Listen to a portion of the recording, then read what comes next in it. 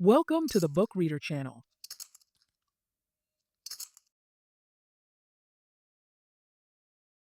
On this episode of Street Chronicles, the pressure in the streets only got worse. The stolen mail truck was found torched in a rival neighborhood, shifting the heat and making the police even more desperate for answers. But with Cherry's father being a Virginia senator, this wasn't just street business anymore. The feds were creeping in. With the hood too hot, Law made the call. It was time to go. The crew packed up and headed to New York under the cover of a Mayweather fight, hoping to start fresh and make new moves. Did Law and Skate make the right decision leaving town?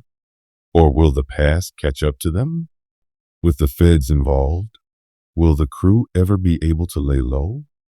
Stay tuned, because this is your new favorite audiobook, right here on the Book Reader channel. New York was a whole different beast. The lights, the energy, the money, everything moved at a speed that could make a man feel untouchable. Law, Skate, and the crew wasted no time.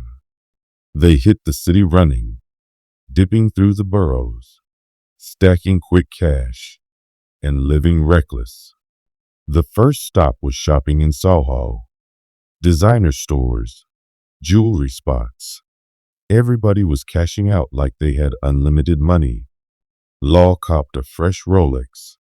Skate grabbed a new chain, and the crew walked out looking like they belonged in a rap video. From there, they slid to Times Square, hitting the strip clubs and high-end spots, throwing money like it would never run out. But the high life wasn't enough. These boys weren't just in town to spend. They were in town to take. The Bronx, Brooklyn, Queens, every borough was a playground. The crew started hitting dice games, catching licks on out-of-town hustlers who thought they were safe. In Harlem, they caught a crew lacking outside a nightclub, snatching wallets, watches, and whatever else they could get their hands on before sliding off in rented foreigns. In Brooklyn, they ran through an underground gambling spot, walking in with smiles and walking out with stacks, leaving behind nothing but chaos. They were moving fast, hitting spots, and disappearing before the city could catch up. But fast money always comes with a price. By the time the Mayweather fight rolled around, the city was already whispering. Too many robberies. Too many dice games ending in somebody getting stripped. Too many flashing new faces moving reckless. And New York? New York didn't play about its money. Somebody was bound to notice. And when they did, Law and his crew might find out that the streets up here weren't much different from the ones they left behind. While the crew was out running through the city, Skate had his own agenda. Unlike Law, who kept his circle tight, Skate knew people everywhere. And in New York, he had someone solid, a Spanish cat named Luis. Skate and Luis went way back. They met years ago in the DC Golden Gloves tournament. Back then, before the streets fully had them, boxing was everything. Luis was a heavy hitter, quick hands, deadly footwork, and a mean left hook. Skate? He was just as dangerous, all heart and aggression. They had fought in the same division, both trying to make a name for themselves. Their match was legendary. 3 brutal rounds, no backing down. Skate barely won, but after the fight, there was nothing but respect. They stayed cool ever since, always keeping in touch whenever Luis came through DC or Skate slid up to New York. Yo, my primo wanna meet you, Luis told Skate after linking up in the city. So they left the chaos behind for a minute and headed uptown, deep into Washington Heights, where Luis' family was posted up. Inside a busy Spanish spot, Luis introduced Skate to his people. A packed apartment, salsa playing in the background, food on the stove, laughter filling the air. One person in particular caught Skate's attention. Luis' cousin, Isabella. She was thick, long curly hair, caramel skin, and a fiery attitude that had Skate intrigued from the jump. She peeped him too. "So you the DC boxer Luis been talking about?" she asked, raising an eyebrow. Skate smirked. "Something like that." Luis shook his head. "More like a street fighter now." Isabella laughed. "Figures." A little later, as the party kept going, Skate leaned in toward Isabella. "Look, I got tickets to the Mayweather fight. Maybe you bring some of your girls?" Isabella tilted her head, pretending to think about it. "VIP seats?" Skate chuckled. "Come on now.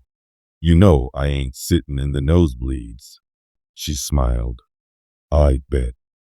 I'll bring my girls." Skate leaned back, feeling like he had just won another fight. But what he didn't know, this little connection was about to bring a whole new set of problems. Madison Square Garden was electric. The Mayweather fight had the whole city outside. Celebrities, athletes, street legends, and hustlers, all packed into the arena under one roof. This wasn't just a boxing match. This was a status symbol. If you were here, sitting ringside, flossing heavy, you were somebody. And Skate, and the crew, they rolled in 30 deep, moving like they owned the place. Law led the pack, fresh in a tailored suit, Rolex shining under the arena lights. Skate was right behind him, rocking a new designer fit, walking with Isabella and her girls like they were royalty. Behind them, the rest of the squad, everybody looking clean, dripped out, ready to stunt. They weren't just there to watch the fight. They were there to make noise. The moment they stepped inside, heads turned. People noticed. Some recognized Law and Skate from DC. Others just saw a crew moving too strong, too flashy, too reckless. The seats were VIP, close enough to the ring that they could hear the punches land. Law sat back, sipping on champagne, watching the fight, but his mind was already 10 steps ahead. Skate, meanwhile, was feeling himself. He had Isabella beside him, her girls laughing and sipping drinks. Everything was going smooth, until it wasn't. During the undercard fight, one of the younger dudes from the crew, Mello, started getting into it with some Brooklyn cats sitting a few rows over. Words were exchanged. Then it turned to stares. Then it turned to somebody throwing a drink. Skate turned his head just in time to see Mello jump up, talking reckless. "What's up then? Y'all want to do something?" La exhaled slow, rubbing his temples. "Not here," he muttered, standing up. But it was already too late. One of the Brooklyn dudes stood up too, pulling at his chain like he was ready for whatever. "Y'all in our city acting like y'all run shit." Skate stepped in between them. "Chill, bruh. Not in here." But Mello was too hot-headed, and before anyone could stop him, boom, he snuffed the Brooklyn dude. Clean hit to the jaw. Security rushed in immediately, the crowd going wild, people jumping up from their seats. Law turned to Skate. "Get the crew. We out." By the time they hit the concourse, it was already crazy. Security escorting people out, cops starting to swarm, cameras everywhere. Law led the squad toward the exits, moving fast. He wasn't trying to end up in a holding cell tonight, but just as they hit the doors, more Brooklyn heads were waiting outside. And now, it wasn't just talk. It was about to be war. After the fight, the energy in the city was still high. Money was flowing, drinks were pouring, and the crew wasn't ready to call it a night just yet. They pulled up to one of the hottest clubs in the city, VIP section locked in, bottles already waiting. Law sat back, watching the scene unfold, while Skate was posted with Isabella, his arm draped lazily around her waist. The whole crew was feeling themselves, until the wrong eyes landed on them. The tension started slow, like a storm building in the distance. A crew of local New York cats had been eyeing them all night, but Skate didn't pay it any mind until Isabella stiffened beside him. "Something wrong?" he asked, leaning in. She didn't answer at first, just lowered her drink and looked away. That's when he saw him. Her ex, a Spanish dude named Rico, standing by the bar, gripping a bottle like he wanted to smash it over Skate's head. Rico's crew started whispering, throwing side eyes, the energy shifting. Finally, Rico stepped forward, licking his teeth as he spoke. "Yo, Isabella, this the clown you with now?" Skate chuckled, shaking his head. "Man, you talking like she's still yours." Rico's nostrils flared.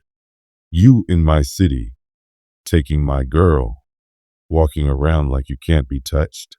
Law stood up, already sensing where this was headed. "Skate, let's roll," he muttered. But Skate wasn't worried. He already knew how this was gonna end. He looked Rico dead in the eyes and smirked. "This the last time you ever gone see her?" Rico laughed, stepping back. "Alright, we gon' see." The crew left before it could escalate further, but Skate already knew Rico wasn't letting this slide. The streets were quiet, the night air thick with tension. Skate drove calm but focused, one hand on the wheel, the other resting near his lap. Isabella sat beside him, still buzzing from the night's events, scrolling through her phone like nothing was wrong. But Skate?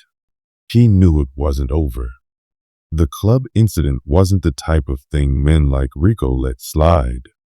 Skate had seen it too many times before. Pride will get a man killed before a bullet ever does. And sure enough, just as they pulled up to a red light, Skate caught movement in his side mirror. A motorcycle, creeping up on the driver's side. At first, it looked like just another random rider on the late-night streets, until Skate saw the Spanish flag patch on the jacket, until he saw Rico's face. Rico sat up on his bike, gripping the handlebars tight, staring at Skate through the window. Isabella turned her head, eyes going wide. "Oh my God," she whispered. Rico's face was twisted with rage. His jaw clenched so tight you could see the veins in his neck. "So this how you moving now?" Rico snarled, shaking his head. "These sea boys come up here. Think they untouchable?" Skate stayed cool, his grip tightening on the wheel. He didn't argue, didn't bark back. He already knew how this was ending. Rico's hand twitched near his waistband, his chest rising and falling like he was about to do something stupid. Skate didn't give him the chance. Boom! The gun flashed, the silencer barely muffling the shot. One clean hit, straight to the face. Rico's body jerked violently, his bike swerving, tires screeching against the pavement before it crashed onto its side. The light turned green. Skate didn't hesitate. He pressed the gas, the car roaring forward, leaving Rico's lifeless body sprawled out in the middle of the street, his bike still rattling on the asphalt. Isabella covered her mouth, eyes wide, breath shaky. Skate. What the hell? Skate didn't even blink. He just pulled out his phone, sent the message to Law. Code 10. No explanations. No hesitation. They were already gone. The city never slept, but Skate's mind refused to rest.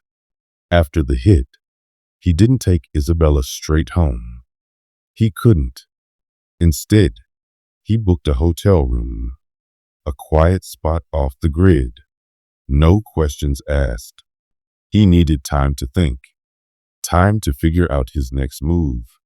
Isabella sat on the edge of the bed, her back to him, drying her hair with a towel. She wasn't panicked, wasn't even shaken. "You good?" she asked, glancing at him through the mirror. Skate nodded, but his mind was spiraling. The thought had been creeping in since the second he pulled the trigger. Rico wasn't just some random dude. He was her ex. Was Isabella a loose end? He already knew what Law would do. Law wouldn't hesitate, wouldn't lose sleep over it. But Skate, he wasn't Law. And Isabella wasn't scared. She wasn't crying, begging, or acting like some girl who just watched her ex die in front of her. She was calm. She turned, pulling the hotel robe tighter around her body. "You did what you had to do," she said simply. Skate just stared at her. "That's all you gotta say." She met his gaze, completely unbothered. Rico was reckless. "If you ain't do it, somebody else would have." Skate exhaled. He still wasn't sure if he could trust her. But for now, he wasn't making a move. Instead, they showered, washed the night away, and went to sleep. Somewhere across town, Law's phone buzzed. Code 10. He was sitting in a penthouse suite, going over business plans, getting things in motion to keep the crew locked in while they stayed in New York. But the second he saw the message, he set his drink down. Something happened. Skate never sent messages just to check in.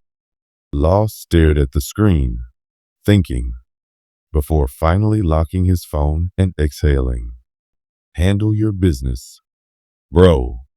She wasn't going to ask questions. Not yet. There was too much work to be done. The sun was barely up when Skate pulled up in front of Isabella's apartment. She sat in the passenger seat, quiet, her expression unreadable. "This where we say goodbye?" she asked. Skate studied her for a second. "For now," she smirked. "Guess I'll be seeing you then." She climbed out, shut the door, and disappeared into the building like nothing had happened. Skate sat there for a moment before shaking his head. She was different, but he didn't have time to dwell on it. He had bigger problems. Before Skate could even pull off, his phone buzzed.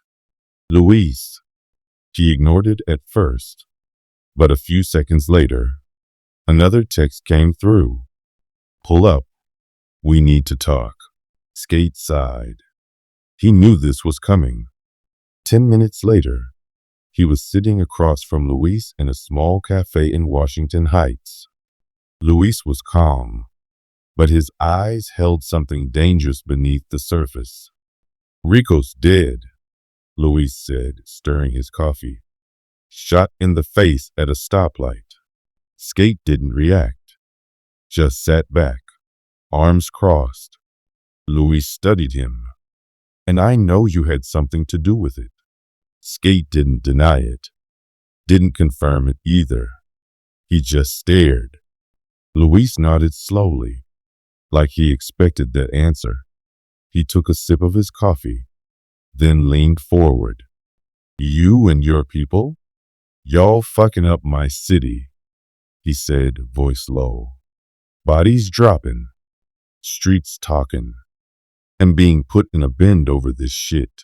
Skate let that sink in. Luis wasn't making a threat, but it was a warning. Skate exhaled, tapping his fingers on the table. So what now? Luis took another sip, then set his cup down. That depends on you. The tension was thick. The next move would determine everything. Skate knew one thing for sure. This wasn't over. Law was setting up shop, making big moves. Luis was watching, deciding whether to ride with them or push back. And Isabella? She was still a mystery. One wrong move could turn New York into a war zone. And Skate wasn't sure if they were ready for that.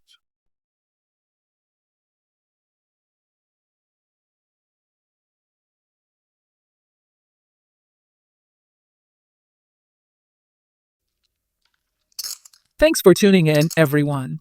If you enjoyed this episode, don't forget to hit that subscribe button and turn on notifications so you never miss a new one. I'll be back with the next episode of the series every Wednesday, so mark your calendars and stay tuned. Catch you next time.